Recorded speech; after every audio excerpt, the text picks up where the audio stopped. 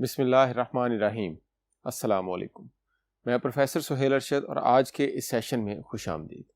Students, आज के इस सेशन में हम डेटाबेस डिज़ाइन प्रोसेस जो कि डेटाबेस का चैप्टर नंबर 3 बनता है उसका लेक्चर नंबर 3 डिस्कस करेंगे। आज हम देखेंगे रिलेशनशिप्स क्या हैं, रिलेशनशिप की कौन कौन सी टाइप्स होती हैं, उसके बाद कार्डिनैलिटी क्या है, मोडेलिटी क्या चीज़ है, और लास्ट में हम देखेंगे एंटिटी रिलेशनल डायग्राम यानी कि ERD जो है वो क्या है। तो चलिए आइए आज का सेशन स्टार्ट करते हैं। सबसे पहले आज के हमारे टॉपिक में हमारे पास रिलेशनशिप है। रिलेशनशिप क्या होता है? स्टूडेंट्स, जब हम टेबल्स बनाते हैं डेटाबेस के अंदर तो हम उन टेबल्स को आपस में कनेक्ट करते हैं। उनका जो आपस में लॉजिकल कनेक्शन है उसको हम कहते हैं ये क्या है? रिलेशनशिप है। लॉजिकल कनेक्शन बिटवीन टेबल्स या बिटवीन एंटिटीज। अब यहां पर मैंने टेबल आपको समझाने के लिए बोला है। हम एंटिटी का वर्ड इसलिए यूज कर रहे हैं कि ये सारे के सारे काम जितने भी हो रहे हैं अभी ये पेपर पर हो रहे हैं। जब तक हम ये सारे काम पेपर पर करते रहेंगे हम इसको एंटिटी कंसीडर करेंगे और इसी एंटिटी को हम बाद में टेबल में कन्वर्ट कर देते हैं। It indicates how the entities are connected to each other. जो एंटिटीज हम यूज कर रहे हैं वो किस तरह से आपस में रिलेट करती हैं। मिसाल के तौर पर मेरे पास दो एंटिटीज हैं, एक स्टूडेंट है एक टीचर है। मैं उन दोनों को आपस में कनेक्ट करवाना चाहता हूं तो मैं किसी रिलेशनशिप के थ्रू उनको आपस में कनेक्ट करवाऊंगा। अब वो रिलेशनशिप जो है वो ये जाहिर करेगा कि टीचर का और स्टूडेंट का आपस में जो कनेक्शन है वो किस तरह का है। अब ये जो रिलेशनशिप्स हैं हमारे ये बाय डायरेक्शनल होते हैं, यानी कि ये दो तरफा होते हैं, स्टूडेंट का टीचर के साथ और टीचर का स्टूडेंट के साथ, यानी कि हम जो भी मार्क करेंगे वो दोनों साइड पर होगा। इसमें जो रिलेशनशिप है उसकी हमारे पास जो टाइप्स हैं उसमें 1 to 1 है, यानी कि एक का एक के साथ रिलेशनशिप। फॉर एग्जांपल हमारे पास एक कंट्री है, एक कैपिटल है, और हम जानते हैं कि एक कंट्री का सिर्फ एक ही कैपिटल हो सकता है और एक कैपिटल जो है वो सिर्फ एक ही कंट्री का हो सकता है। तो हम करेंगे कंट्री टू कैपिटल, इसको हम रिप्रेजेंट करेंगे 1 to 1 के साथ, यानी कि लाइन में दोनों तरफ जो है वो 1 आ जाता है। इसको हम कहते हैं 1 to 1 रिलेशनशिप, 1 कंट्री 1 कैपिटल। फिर हम इस साइड से देखते हैं 1 capital is for 1 country only, तो ये 1 to 1 रिलेशनशिप बनेगा। नेक्स्ट हमारे पास है जी 1 to many रिलेशनशिप। रूम्स का स्टूडेंट्स के साथ, 1 room have many students but 1 student in 1 room. एक क्लासरूम के अंदर एक टाइम पर स्टूडेंट एक ही क्लासरूम में हो सकता है, तो वो यहां से हम जब स्टूडेंट की तरफ से देखेंगे तो इधर 1 आएगा, जब रूम्स की तरफ से देखेंगे तो इधर मैनी आएगा। 1 को हम जो है वो वर्टिकल लाइन से जाहिर करते हैं और मैनी को जो है वो हम क्रॉस फीट से जाहिर करते हैं। इसी तरह से नेक्स्ट हमारे पास है मैनी टू मैनी रिलेशनशिप। जब दो एंटिटीज का आपस में रिलेशनशिप इस तरह से हो कि एक इंस्टेंस से दूसरे में मल्टीपल इंस्टेंसेस और उसके एक इंस्टेंस से इसमें मल्टीपल इंस्टेंसेस आते हों, तो हम इसको कहते हैं ये मैनी टू मैनी रिलेशनशिप है। इंस्टेंसेस में आपने परेशान नहीं होना, अभी कार्डिनैलिटी के टॉपिक में मैं आपको इसको एक्सप्लेन कर दूंगा। ये देखें, students 1 student join many clubs, तो इस साइड पे मैनी आ गया। इसी तरह से 1 club is joined by many students, तो इस साइड पे भी क्या आ गया? मैनी आ गया। इसको हम कहते हैं ये मैनी टू मैनी रिलेशनशिप बना हुआ आपस में। इसी तरह से हमारे पास रिकर्सिव रिलेशनशिप होता है, जब किसी टेबल का अपने ही साथ रिलेशनशिप हो, और 0 to none यानी कि नन रिलेशनशिप होता है जब कोई भी रिलेशनशिप ना हो। बहरहाल हम इन्हीं तीनों रिलेशनशिप्स को ज्यादातर जो है वो रिप्रेजेंट कर रहे होते हैं। तो स्टूडेंट्स, ये हमारे पास रिलेशनशिप है। रिलेशनशिप के अंदर फर्दर हमारे पास एक चीज आती है कार्डिनैलिटी ऑफ रिलेशनशिप, फिर आती है modality of relationship. Next board पे जाके इन दोनों टॉपिक्स को देखते हैं कि ये टॉपिक्स क्या हैं। कार्डिनैलिटी ऑफ रिलेशनशिप क्या है? कार्डिनैलिटी का मतलब है नंबर ऑफ एंटिटी अक्रेंसेस। एक एंटिटी की कितनी अक्रेंसेस जो हैं वो नेक्स्ट एंटिटी की कितनी अक्रेंसेस के साथ जो है वो कनेक्ट हैं। इसका क्या मतलब हुआ? इसका मतलब हुआ कि एक एंटिटी में कितने रिकॉर्ड ऐड करने से दूसरी एंटिटी में कितने रिकॉर्ड ऐड करने पड़ेंगे, इसको हम क्या कहते हैं? Cardinality of relationship. मिसाल के तौर पर मेरे पास एक टेबल है स्टूडेंट का और एक टेबल है सब्जेक्ट का। अब स्टूडेंट्स के टेबल में हम कितने रिकॉर्ड एंटर करें कि सब्जेक्ट्स के टेबल में उसके ऑल्टरनेटिव हम कितने ज्यादा रिकॉर्ड्स, 1 रिकॉर्ड ऐड करना पड़ेगा, मैनी ऐड करने पड़ेंगे या कोई भी नहीं ऐड करना पड़ेगा, ये कहलाती है उसकी कार्डिनैलिटी। अब हम ये सिनेरियो फर्ज कर लेते हैं कि ये जो स्टूडेंट है ये एक टेबल है और ये जो सब्जेक्ट है ये भी एक टेबल है। अब हम जब स्टूडेंट के अंदर रिकॉर्ड एंटर करेंगे तो स्टूडेंट के टेबल के अंदर आप फर्ज करें कि आप यूनिवर्सिटी के सिनेरियो के अंदर हैं, आपने यूनिवर्सिटी में आके एडमिशन लिया, आप एक स्टूडेंट हैं। अब आपके स्टूडेंट के टेबल के अंदर जो है वो 1 रिकॉर्ड अगर हम ऐड करेंगे तो उसके ऑल्टरनेटिव सब्जेक्ट्स के टेबल में हम कितने रिकॉर्ड ऐड करेंगे। तो मैं इधर लिखता हूँ 1, तो सब्जेक्ट्स में कितने करूंगा मैं, मल्टीपल। क्यों? क्योंकि एक स्टूडेंट जो है वो एक से ज़्यादा सब्जेक्ट जो है वो पढ़ेगा। इसका मतलब अगर मैंने स्टूडेंट के टेबल में ऐड किया roll number 1 Ali, phone number उसका लिख दिया, उसकी क्लास लिख दी, उसका सेक्शन लिख दिया, तो उसकी ऑल्टरनेटिव में उसके सब्जेक्ट्स के टेबल में क्या ऐड करूंगा, मैं सब्जेक्ट्स के टेबल में उसके जो भी वो सब्जेक्ट्स जो हैं वो फर्स्ट सेमेस्टर के अंदर इनटेक करेगा या पहले सेमेस्टर में रखेगा। फॉर एग्जांपल उसने इंग्लिश, उर्दू, पाक स्टडीज़, इस्लामियात, ये सारी चीज़ें रखी हैं, तो वो सारे के सारे जो है उसके अंदर जो है वो आपके रिकॉर्ड्स ऐड होना शुरू हो जाएंगे। तो ये नंबर ऑफ अक्रेंसेस का क्या मतलब है? नंबर ऑफ अक्रेंसेस का मतलब है कि एंटिटी अपने आप को कितनी दफ़ा रिपीट कर रही है। अब एक एंटिटी के अंदर जितने रिकॉर्ड होंगे, जितने मसलन एक एंटिटी में अगर एक स्टूडेंट का रिकॉर्ड है तो वो एक अक्रेंस है, अगर 5 स्टूडेंट्स का रिकॉर्ड है तो वो 5 अक्रेंसेस हैं।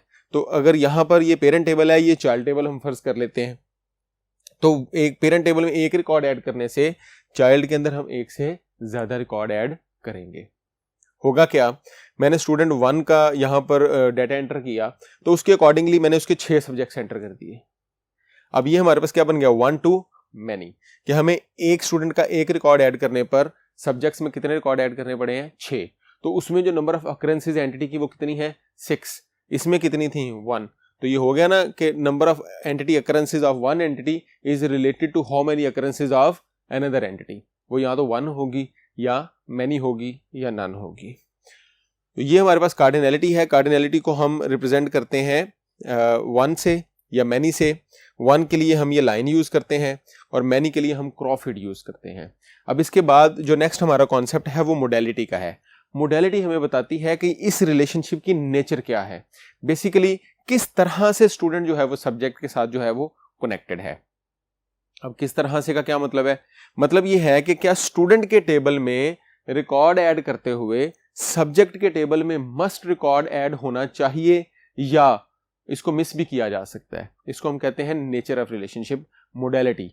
फॉर एग्जांपल स्टूडेंट्स के टेबल में, अब ये यूनिवर्सिटी का सिनेरियो है, स्टूडेंट्स का एक टेबल है मेरे पास, मैं इसमें एक रिकॉर्ड ऐड करने लगा हूं।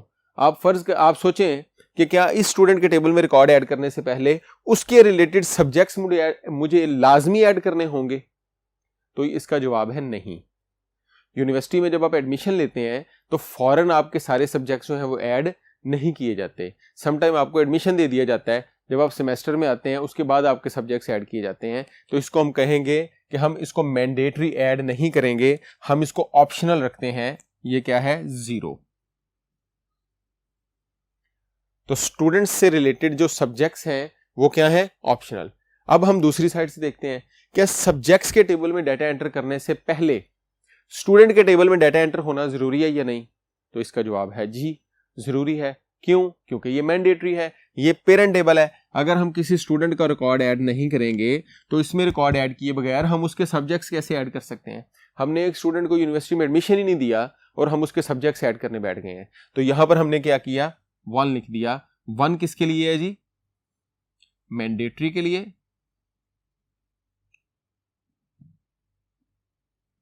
और 0 किसके लिए है, ऑप्शनल के लिए। अब ये जो अंदर वाले मैंने दोनों साइन लिखे हैं, ये 0 और 1, इन दोनों को हम कहते हैं ये क्या है, ये मोडेलिटी है। ये नेचर ऑफ रिलेशनशिप को जाहिर कर रहे हैं। और जो बाहर वाले दोनों साइन है, ये जो 1 और मैनी मैंने लिखे हैं, ये क्या है, ये कार्डिनैलिटी के साइन है। तो आपने याद रखना है कि जब हम दो टेबल्स को आपस में कनेक्ट करेंगे तो उनके दरमियान हम कार्डिनैलिटी जो है वो बाहर वाली साइड पे लिखेंगे और मोडेलिटी जो है वो अंदर वाली साइड पे लिखेंगे। कार्डिनैलिटी क्या है, एक टेबल में के कितने रिकॉर्ड दूसरे टेबल के कितने रिकॉर्ड के साथ मैच करते हैं। और मोडेलिटी क्या है कि हम अगर एक टेबल में डाटा एंटर करने लगे हैं तो क्या उससे पहले दूसरे टेबल में डाटा एंटर करना जरूरी है या नहीं है। दूसरा ये कि डेफिनेटली फिर कार्डिनैलिटी की टाइप्स वही होंगी जो हमारे रिलेशनशिप की टाइप्स हैं, 1 to 1, 1 to many, many to many, और रिकर्सिव और 0 to none। बेसिकली इस कॉन्सेप्ट को ही हम कार्डिनलिटी कह रहे होते हैं। तो स्टूडेंट्स, ये हमारे पास दो इंपॉर्टेंट टर्म्स थी रिलेशनशिप की। अब रिलेशनशिप में हमने क्या पढ़ा? रिलेशनशिप में हमने पढ़ा कि ये लॉजिकल कनेक्शन है दो एंटिटीज़ का। फिर हमने पढ़ा कि इसके अंदर कार्डिनलिटी और मोडलिटी पाई जाती हैं। कार्डिनलिटी क्या है? कार्डिनलिटी का मतलब है कि एक टेबल की कितनी एंटिटीज़ जो हैं, एक टेबल के कितने जो रिकॉर्ड्स हैं वो दूसरे टेबल के कितने रिकॉर्ड्स के साथ क्या कर रहा है? मैच कर रहा है। इसको हम क्या कह रहे हैं? ये कार्डिनलिटी है। और मोडलिटी क्या है? क्या एक टेबल में डाटा एंटर करते हुए दूसरे में एंटर करना ज़रूरी है या नहीं है? अगर ज़रूरी है तो आप 1 लगा देंगे, अगर ऑप्शनल है तो आप 0 लगा देंगे।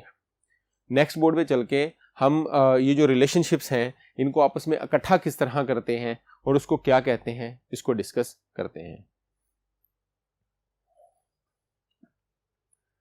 यहां पर हमारे पास एंटिटी रिलेशनल डायग्राम यानी कि ERD को रिप्रेजेंट किया गया है। ये ERD क्या है? ERD का मतलब है एंटिटी रिलेशनल डायग्राम। हम अपने डेटाबेस के अंदर जितनी भी एंटिटीज को यूज करेंगे उन सब के जो रिलेशनशिप्स होंगे, जब हम उनको एक पेज पर एक डायग्राम में इकट्ठा कर देंगे तो हम उसको क्या कहेंगे? ये क्या है? ERD है। फॉर एग्जाम्पल, हमारे पास एक सिनेरियो है जिसके अंदर हम किसी कंपनी की डेटाबेस बना रहे हैं जो कार मैन्युफैक्चरिंग कंपनी है। अब उसके अंदर हमारे पास एक टेबल है मैन्युफैक्चरर का, एक टेबल हमारे पास है कार्स का। हमने मैन्युफैक्चरर्स को कनेक्ट किया हुआ कार्स के साथ, इनके दरमियान जो रिलेशनशिप बना है वो है 1 to many। इसी तरह से मैन्युफैक्चरर को हमने कनेक्ट किया हुआ डीलरशिप के साथ, 1 मैन्युफैक्चरर लाइसेंसेस मैनी डीलरशिप्स, के एक मैन्युफैक्चरर जो है वो एक से ज्यादा डीलरशिप्स जो है वो दे सकता है। तो अब हमारे पास एक मैन्युफैक्चरर का टेबल हो गया, एक कार का टेबल हो गया। इसी तरह से फिर मैन्युफैक्चरर के टेबल को दोबारा किसके साथ कनेक्ट कर दिया? डीलरशिप के टेबल के साथ, तो 3 हो गए। फिर हमने डीलरशिप के टेबल को कार्स के साथ कनेक्ट किया है कि 1 डीलरशिप ऑफ मैनी कार्स, और 1 कार के जो है वो उसका स्टॉक जो है वो मैनी डीलरशिप के पास होगा। फिर हमने क्या किया? मैन्युफैक्चरर का शिपर के साथ रिलेशनशिप बनाया कि एक मैन्युफैक्चरर जो है वो बहुत सारे शिपर्स को कॉन्ट्रैक्ट देता है कि आप मेरी जो है वो शिपमेंट जो है वो भेजें, और इसी तरह से एक शिपर जो है वो एक मैन्युफैक्चरर की चीज़ें जो है वो भेज रहा होता है। फिर हमने कार का रिलेशनशिप बनाया शिपर के साथ, 1 कार इज शिप्ड बाय या transported by many shippers and 1 शिपर transports many cars. अब ये हमने एक फर्जी सिनेरियो क्रिएट किया है कि जिसके अंदर हमने ये सारे रिलेशनशिप्स बनाए हैं। मसलन हमारे पास अब कितने टेबल्स बने? हमारे पास 1 2 3 4 टेबल बने, 1 2 3 और 4। और ये जो 4 टेबल्स हैं अब ये बार बार आपस में कनेक्टेड हैं किसी तरह से। हम क्या करेंगे? हम इनके पहले रिलेशनशिप्स इस तरह बना लेंगे, उसके बाद इन सारे रिलेशनशिप्स को उठा के एक डायग्राम के अंदर ले आएंगे ताकि हम इसको अपने कहीं पर भी प्लेस कर सकें और एक जो है वो व्यू में पूरा का पूरा समझ आ जाए कि हमारा डेटाबेस जो है उसमें कितने टेबल्स हैं, कौन सा टेबल किसके साथ रिलेट करता है, कौन सा टेबल किसके साथ किस तरह से रिलेट करता है। इसको हम कहते हैं ये ERD है। चलिए आइए इसको ज़रा बना कर देखते हैं। सबसे पहले हमारे पास है जी मैन्युफैक्चरर का कार के साथ रिलेशनशिप। मैन्युफैक्चरर का कार के साथ कौन सा रिलेशनशिप है? 1 to many। तो हमारे पास यहाँ पे मैन्युफैक्चरर है, यहाँ पे कार है। मैंने मैन्युफैक्चरर का कार के साथ 1 to many रिलेशनशिप बना दिया।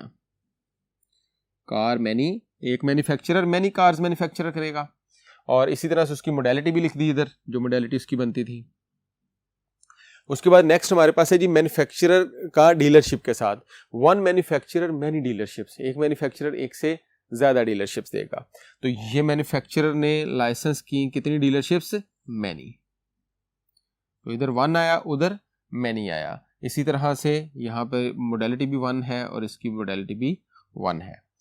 उसके बाद नेक्स्ट हमारे पास है जी डीलरशिप का रिलेशनशिप कार्स के साथ, 1 dealership many cars, 1 car many dealership, तो ये मैनी टू मैनी बनेगा। तो डीलरशिप हमारे पास ये है, कार हमारे पास ये है, तो ये मैनी टू मैनी रिलेशनशिप बन रहा है।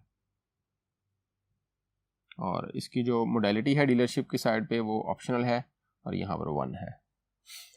उसके बाद नेक्स्ट हमने सिनेरियो बनाया था मैन्युफैक्चरर का शिपर के साथ, 1 मैन्युफैक्चरर मैनी शिपर्स। तो ये एक मैन्युफैक्चरर जो है वो कॉन्ट्रैक्ट करेगा मैनी शिपर्स के साथ।